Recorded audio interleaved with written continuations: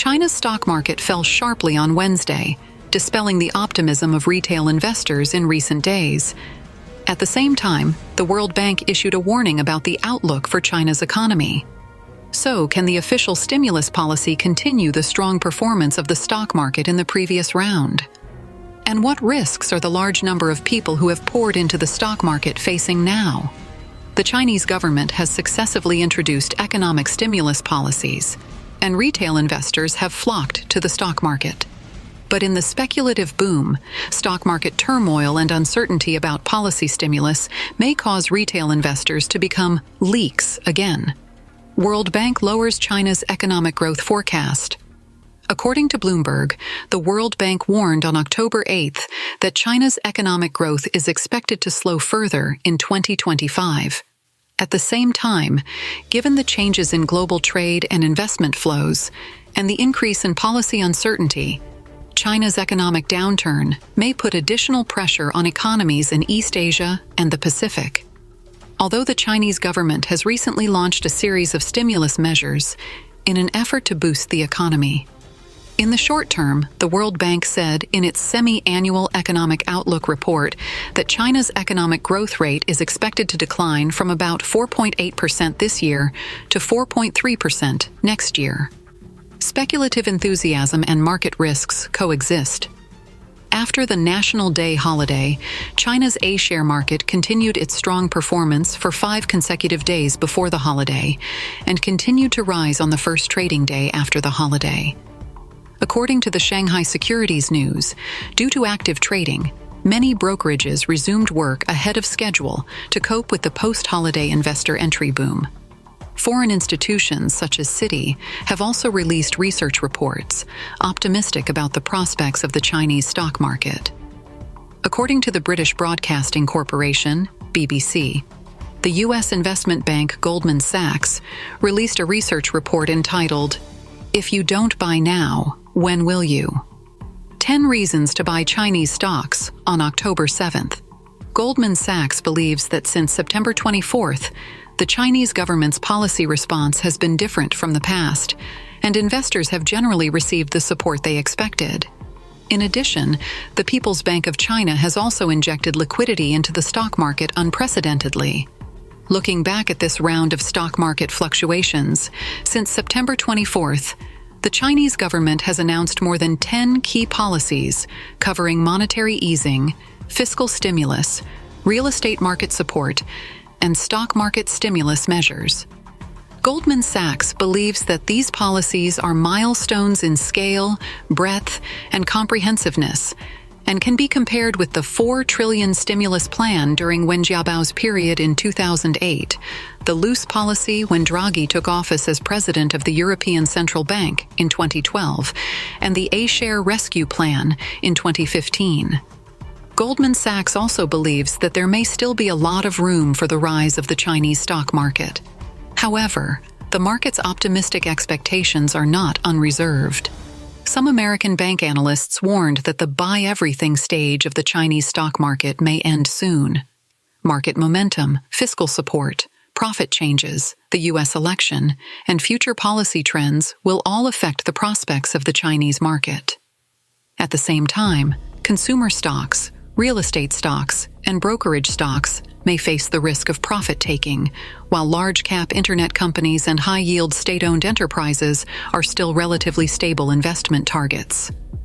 Driven by policy incentives and market enthusiasm, many Chinese stock investors even sold their cars and houses to heavily invest in A-shares. So, does this leveraged strategy truly reflect investors' confidence in the Chinese stock market? Our station recently launched an opinion collection activity on the status of the Chinese stock market through the international social media platform X. Some netizens said, "Those who rushed in after the holiday have been buried. This time it is definitely not cutting leaks. Please rest assured, this time it is digging leaks' roots." Another netizen joked, "Leeks need to be pulled up and helped to grow so that it is pleasant to cut." In addition, some more cautious investors are wary of the excessive optimism of the Chinese stock market. Mr. Zhao, a Shanghai stock investor who requested anonymity for security reasons, said that in the new round of the A-share market, we must pay attention to risks and strictly control positions. This is like snatching food from the tiger's mouth. It's really not easy to snatch money from the country. This surge is almost crazy. I think the country's economic policies are very good, but I don't know how it will end this time. No one knows whether the economy is so weak and whether the medicine will be too strong. He said, "For me, of course I hope it will rise, because the stocks I invested in before have not recovered. But I am a little worried, especially the day after the holiday. Everyone thinks it may fall. But the country definitely hopes for a slow bull market, and I don't know how strong it will be." Mr. Zhao said that he would not easily take advantage of this wave of the market to continue to increase his position because he had not recovered his losses before. The wave of share reduction exacerbates market uncertainty risks. According to a report by China Business News, while retail investors responded to the financial sector's encouragement to enter the market, more than 100 listed companies in China have issued share reduction announcements or disclosed relevant share reduction plans in the past 2 weeks, and major shareholders are quickly cashing out through centralized bidding and agreement transfers. Undoubtedly, this reduction behavior has exacerbated the market's uncertainty risks and made some investors more worried about the future trend of the market. Stock investment manager Zheng Shuguang said in an interview with this station that the current A-share turning point has not yet appeared. "We can't say that the rise from September 24th to now has reached its peak and will end in October. This is a very low probability event. Even a bull market driven purely by funds will last for a period of time. For large funds, if it is driven purely by funds, they are not interested. They must see new policies introduced in fiscal policy and improvements in the business environment before they invest, because this is long-term." He said, "For speculators, it is a once-in-a-lifetime speculative opportunity, but ordinary retail investors should still be cautious." Zheng Shuguang also pointed out that large-scale investment institutions that are still on the sidelines have not yet entered the market, so the future trend of A-shares still needs to be observed. He reminded retail investors that policy stimulus may drive a short-term market rebound, but the long-term market situation remains to be seen, and blindly adding positions may bring greater risks of losses.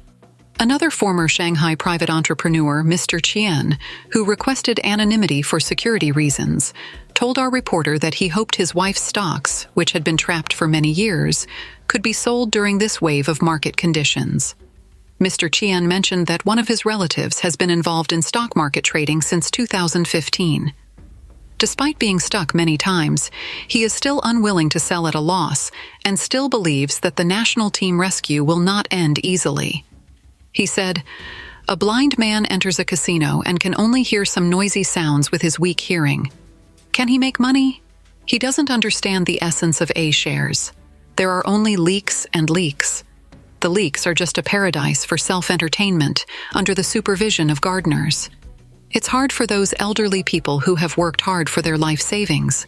The game is over." In response to the current fluctuations in the Chinese stock market, Mr. Qian sighed. "This time, the stock market will definitely end with another round of retail investors being trapped. There is no doubt about this. After studying economics for many years, this is common sense. The big investors get out, the big shareholders get out, the country gets out, the local governments get out, the financial institutions get out. Then who will be the only ones trapped? This is self-evident. What the Chinese lack is memory, and what they have is greed, and they yearn to get rich overnight." Also, for security reasons, Mr. Sun, a former foreign company executive in Shenzhen who wished to remain anonymous, told this station that his wife had been trapped in the stock market for many years but had been freed due to this wave of rising prices. His view is, it is better to rise than to fall, but a surge cannot last. I also reminded her to leave the market in time, and the best way is to lock in profits. CCP's continuous economic rescue moves, worse to come soon. The top leaders of the Chinese Communist Party have successively announced a so-called economic rescue plan, and the Politburo held an economic meeting in September, which is an unusual occurrence. However, some analysts say that while the Chinese economy may respond quickly, China is not far from becoming another Zimbabwe. In addition to the central bank's announcement of interest rate cuts, reductions in the reserve requirement ratio, and printing money to boost the stock market, the Chinese Communist Party also announced plans to distribute red envelopes to low-income individuals. On the 26th, Reuters revealed that the Ministry of Finance of the Chinese Communist Party will issue bonds worth 2 trillion yuan, part of which will be used to subsidize old-for-new exchanges. Another portion will be allocated to families with 2 or more children, providing 800 yuan per child per month, as well as assisting local governments with debt relief. The Chinese Communist Party also plans to gradually increase financial support for small and medium-sized enterprises. In short, the Chinese Communist Party is attempting to plug various holes in the economy simultaneously. The reason for this is quite clear. At the Politburo's economic meeting on September 26th, party leader Xi Jinping unusually admitted that new situations and problems have emerged in China's economy. The self-media outlet Financial Truth commented on social media that the CCP violated normal procedures by holding an economic meeting in September for the first time, and by giving direct financial aid to the poor for the first time. This shows that the Chinese economy has reached an extremely dangerous point. At the very least, those in Beijing feel that the safety of the nation is at risk. The collapse of the Chinese economy has opened the possibility for social unrest, which could shake the CCP's rule. On the 26th, Li Chengpeng wrote that Chinese people once knelt to the government in groups, then jumped off buildings and bridges in groups, and now it has become common to kill officials. This reflects a transition from belief in a better future to despair, where one life is exchanged for another, a symbol of the times. Li Chengpeng compared it to the tragic Jiangnan slave rebellion in the late Ming dynasty, when servants in Jiangnan, the richest region, suddenly rose up and killed the wealthy and powerful. Notable figures like Dong Qichang, Xu Xiake, and Gu Yanwu all suffered as a result, and soon after, Emperor Chongzhen hanged himself at Coal Hill. Regarding Beijing's economic rescue efforts, Li Chengpeng remarked that only a normal economic system has an economic cycle, and prescribing the right remedy is what constitutes a real rescue plan. Now, experts say that solving China's economic problems is like a medicine vendor saying, you catch a flea, pry open its mouth, administer the medicine, and the disease will be cured. News Investigation commented that the main strategy of these economic rescue policies is to print money. First, the central bank announced that it would print money to save the stock market. The Politburo then held a meeting, encouraging the financial sector to spend more on infrastructure, ensure the delivery of housing projects, and support bankrupt real estate companies. If money runs out, the central bank will print more. This essentially reverts the central bank and the finance department, which were separated in 1994, to the model where the government can print money at will. This is alarming. It's like they're preparing to set off a grand firework at the end, turning China into another Zimbabwe. News Investigation predicted that within a year, hyperinflation will hit, and another large economic cycle will begin. I feel sad for the people at the bottom, but there's no other option. Those who can leave the country will do so urgently, stockpiling US dollars, gold, and food to prepare for the coldest and longest winter. New situation in China's economy. The Politburo holds rare, meeting as Xi Jinping acknowledges challenges. The meeting was chaired by Xi Jinping, leader of the Communist Party of China. During the meeting, it was acknowledged that new situations and new problems have emerged in China's economy, and the call was made to face difficulties and strengthen confidence. Some economists noted that the phrase, new situations and new problems, indicates that time is pressing, and the tasks ahead are formidable. The Politburo of the Communist Party of China, composed of 24 members, is considered the second most powerful body within the party. The meeting recognized that challenges have arisen in China's economy, stressing the need to face difficulties and strengthen confidence, and to work hard to complete the annual economic and social development goals and tasks. In addition to pledging to meet the year's economic targets, the meeting also vowed to prevent further declines in the real estate market. Bloomberg reported that this seems to be the strongest commitment yet to halt the real estate market's free fall and attempt to stabilize prices. The briefing of the meeting, as published by the Communist Party's official media, stated that efforts must be made to stop the decline in the real estate market and stimulate a stable recovery, while also calling for measures to address the concerns of the public. The second highest authority in the Communist Party emphasized that the government would strictly control the addition of new housing projects and focus on completing unfinished ones as part of an effort to ease the housing oversupply. Bruce Pang, chief economist for Greater China at JLL, remarked, "The stimulus plan approved by the Politburo today represents a strategic shift in macroeconomic policy, moving from scattered policies to a more balanced and coordinated plan."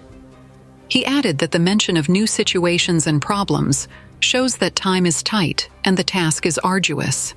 It is noteworthy that the Politburo typically discusses the current economic situation during meetings held in April, July, and December. According to official documents, the last time such a meeting occurred outside these months was in March 2020, when China was dealing with the coronavirus pandemic. Over the past 4 years, September meetings have primarily focused on internal party discipline or organizational matters. Therefore, media outlets have found it unexpected and rare for the Politburo to convene in September to discuss economic issues.